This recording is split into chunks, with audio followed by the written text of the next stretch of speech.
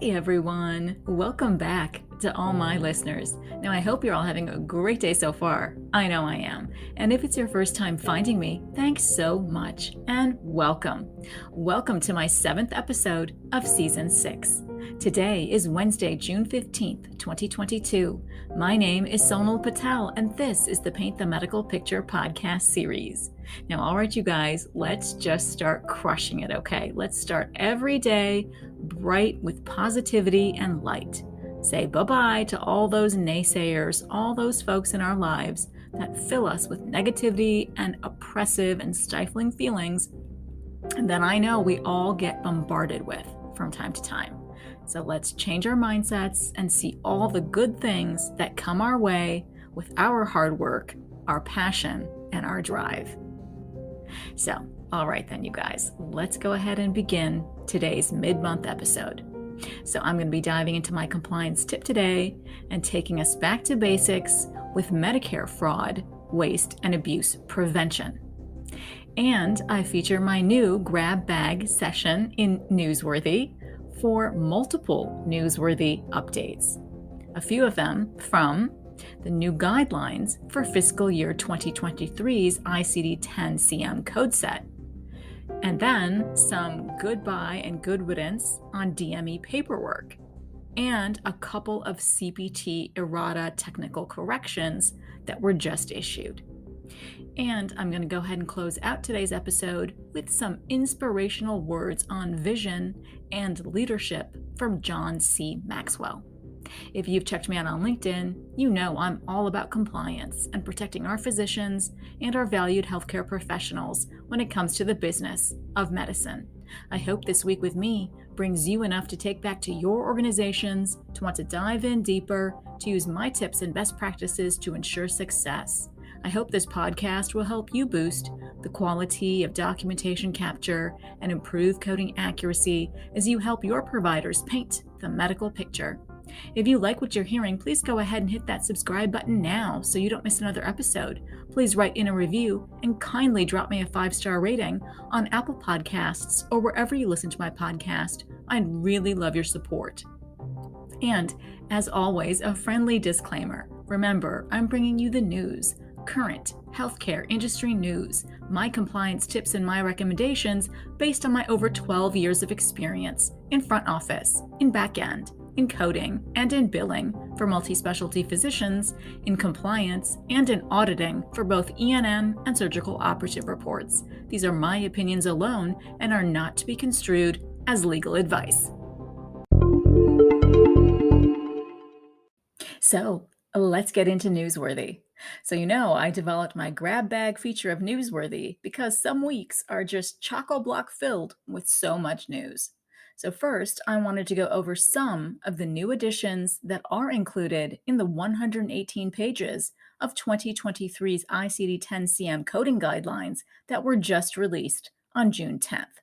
And please take time to read the guidelines, because I've only chosen to highlight those I think are welcome and beneficial, and they're certainly not exhaustive of all of the new additions. First, under Section 1, subsection B for general coding guidelines, there's item number 16 for documentation of complications of care. There is new additional bolded text. Now, the guideline starts with what we've seen in the past, and it starts with, quote, code assignment is based on the provider's documentation of the relationship between the condition and the care or procedure, unless otherwise instructed by the classification. The guideline extends to any complications of care, regardless of the chapter the code is located in. It is important to note that not all conditions that occur during or following medical care or surgery are classified as complications. There must be a cause and effect relationship between the care provided and the condition, and this is where they include the new additional bolded text. So it must include the condition, and here's the new information. The documentation must support that the condition is clinically significant. It is not necessary for the provider to explicitly document the term complication. For example, if the condition alters the course of the surgery as documented in the operative report, then it would be appropriate to report a complication code. Query the provider for clarification if the documentation is not clear as to the relationship between the condition and the care or procedure. End quote. So all of what I just read towards those last few sentences are the new bolded text additions for the guidelines. Then let's move on. Then again, in section 1, subsection C, for chapter-specific guidelines, there's item number 5, which is for chapter 5, mental, behavioral, and neurodevelopmental disorders, with codes ranging in F as in Frank 01 through F as in Frank 99. There is additional new bolded text for a new section on dementia, and this new section is D for dementia. Now, all of what I'll be reading to you next is the new bolded text for dementia. Quote, the ICD-10-CM classifies dementia for categories F as in Frank 01, F as in Frank 02, and F as in Frank 03 on the basis of the etiology and severity for unspecified, mild, moderate, or severe. Selection of the appropriate severity level requires the provider's clinical judgment, and codes should be assigned only on the basis of provider documentation, as defined in the official guidelines for coding and reporting, unless otherwise instructed by the classification. If the documentation does not provide information about the severity of the dementia, assign the appropriate code for unspecified severity. If a patient is admitted to an inpatient acute care hospital or other inpatient facility setting with dementia at one severity level, and it progresses to a higher severity level, assign one code for the highest severity level reported during the stay. End quote. So all of what I just read to you is the brand new added text for the new section they've included on dementia. Now, let's move on to my second Newsworthy Grab Bag feature. Since you know I discuss so much DME POS on my podcast, right? That's the durable medical equipment, prosthetics, orthotics, and supplies. I thought it was some very good news that I should share, that some paperwork is being eliminated from certain DME supplies, and therefore CMS is trying to reduce some of the burden on our providers, right? Now, effective January 1st of 2023, CMS is discontinuing certificates of medical necessity, those are our CMNs, and DME information forms, or DIFs. They make things pretty clear in the MLN Matters issue SE 22002. And here's where they disclose, quote, for services on or after January 1st of 2023, don't submit CMN or DIF forms or their electronic claim data elements with the claims, or will reject your claims and return them to you, end quote. That's right. That's literally, I've quoted that from the MLN Matters. Let me read that to you again. They say, quote, for services on or after January 1st, 2023, don't submit certificates of medical necessity forms, those CMN forms, or those DIF forms, which are the DME information forms, or their electronic claim data elements with the claims, or will reject your claims and return them to you, end quote. Now, originally, CMS required the CMN and DIF forms to help document medical necessity and other coverage criteria for selected DME. Suppliers got a signed CMN from the treating physician or created and signed a DIF to submit with the claim. Information from these forms is now available either on the claim or in the medical record. Now, it goes on and says for claims with dates of service before January 1st, 2023, the process is the same. If the claim requires a CMN or DIF, you must still send it with the claim or have it on file from a previous claim. Now, you don't need to complete these forms for claims with dates of service, again, on or after January 1st, 2023. Now, these are the forms that they're talking about. For the CMN eliminations, those are going to apply to your CMS form number 484 for oxygen, and also eliminate form CMS 846 for pneumatic compression devices. Also going to be eliminated is the CMS form 847 for osteogenesis stimulators. And then they're also eliminating the CMS form 848 for transcutaneous electrical nerve stimulators. Then they're also going to take away CMS form 849 for seat lift mechanisms. And finally, they're going to be taking away CMS form number 854 for Section C continuation form. Now, again, those 6 I just outlined are for the CMN eliminations, those certificates of medical necessity. Okay, and then there are 2 of the DIF elimination forms. So those are for CMS form number 10125 for external infusion pumps. And then finally, they'll be taking away the DIF form for CMS 10126 for enteral and parenteral nutrition. All right. And then lastly, in my third Grab Bag Newsworthy feature, there are newly released CPT errata and technical corrections.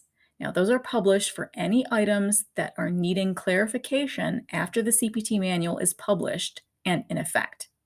So the latest errata and technical corrections were documented on June 1st, 2022. There are 2 of them. Now, the first is for a revision that they made in a parenthetical note following CPT code 93654 by replacing CPT code 93620 with 93621 in the medicine, intracardiac, electrophysiological procedures and studies subsection.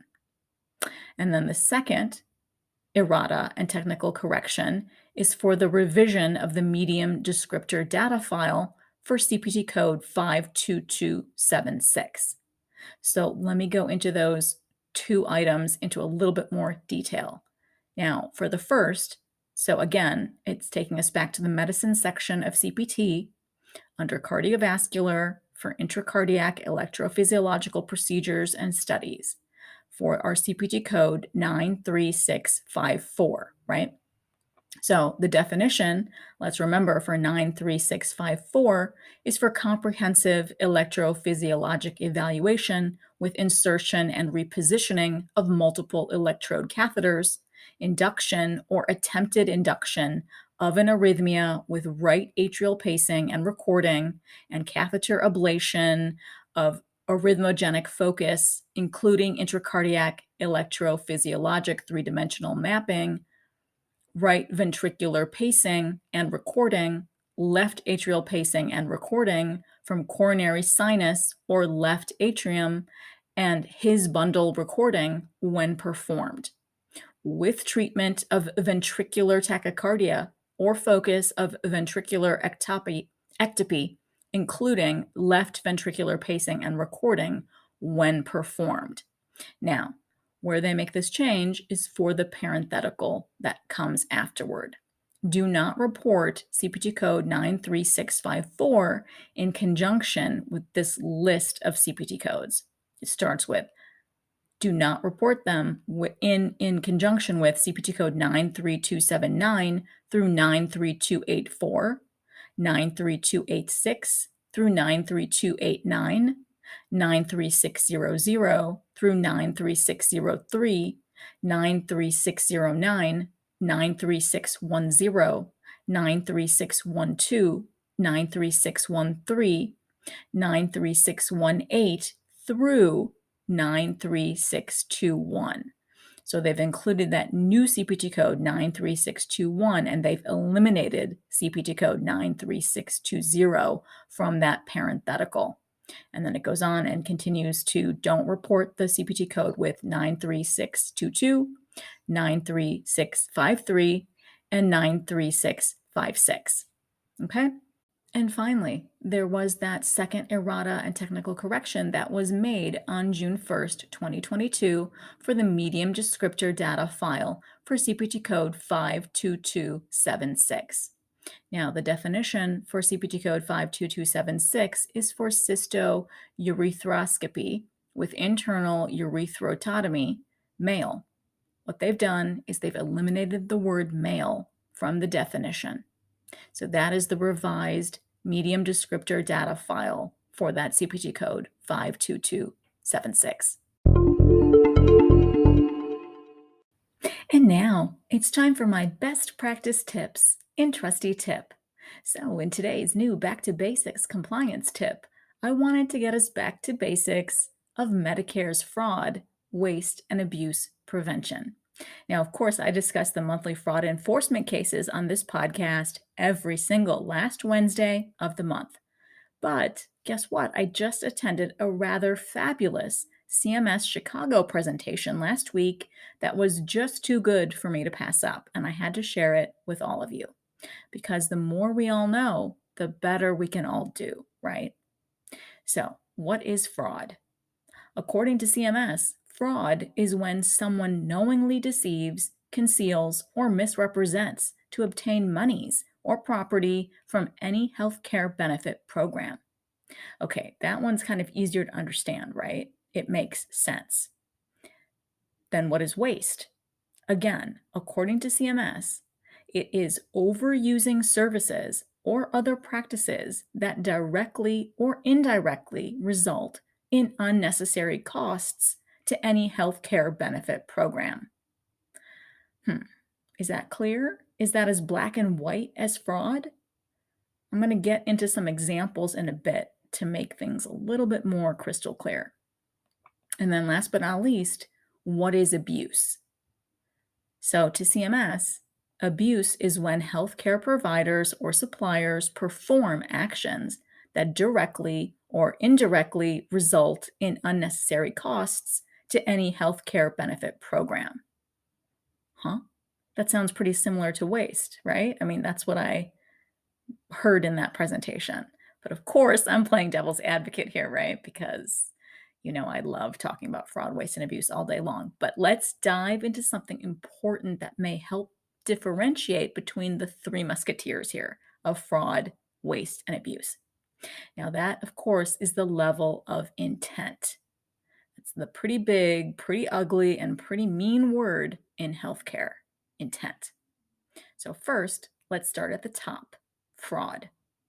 Now, when there are intentional deceptions, those result in fraud. So that's when a provider is billing for services or supplies that were not provided. Like if Medicare or Medicaid is billed for services or equipment you never got or you returned. Or like if a provider bills Medicare or Medicaid for services that would be considered impossible. That's our greater than 24-hour in a day scenarios, right? Like how can you have 100 patients seen for an 8-hour business day? Or like when someone changes documents to get a higher payment. Or if there's dates, descriptions of services, or a patient's identity are being misrepresented. Or if there's a company using false information to mislead the patient into joining a Medicare health or drug plan. Or finally, if there's someone else who's using a patient's Medicare or Medicaid card. So then it sounds like anyone can commit fraud, right? Right. According to this presentation I listened to, that's absolutely correct. Anybody, from doctors to pharmacists to other healthcare providers and staff, to durable medical equipment, our DME suppliers, hospitals, pharmacies, home health organizations, ambulance services, and billing companies, as well as those individuals who stole the identities of others by stealing their Medicare cards, their Medicare numbers. And of course, those telemarketing companies and health plans can commit fraud as well. So then, let's step down one notch from fraud and talk about abuse. So, when there are rules being bent, those result in abuse. So, that's when the providers are displaying improper billing practices like upcoding.